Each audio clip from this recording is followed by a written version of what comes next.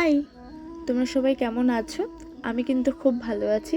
আর হ্যাঁ, তোমাদের নতুন বছরের প্রথম দিনটি কেমন কাটলো সেটাও কিন্তু জানিও। আমার তো খুব ভালোই কেটেছে, কারণ কাল বিকেলবেলা আমি এবং আমার বাড়ির প্রত্যেকে চলে গেছিলাম ঠাকুর বাড়িতে। ভেবেই রেখেছিলাম বিকেলবেলা সেদিন ঠাকুর বাড়িতে যাব, প্রার্থনাটা সেদিন সেখানেই করব।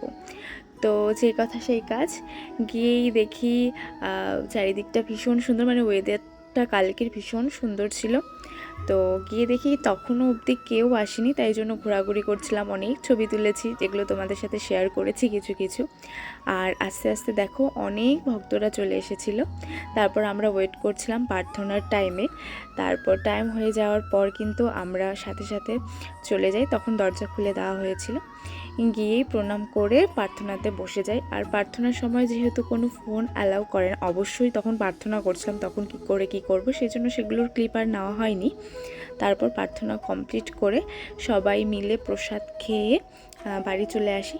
তো আমার নতুন বছরের প্রথম দিনটি এভাবেই কেটেছিল। তোমাদের কিভাবে কেটেছিল অবশ্যই জানিও। তো আজকের ভিডিওটি এই পর্যন্তই, দেখা হবে নেক্সট ভিডিও।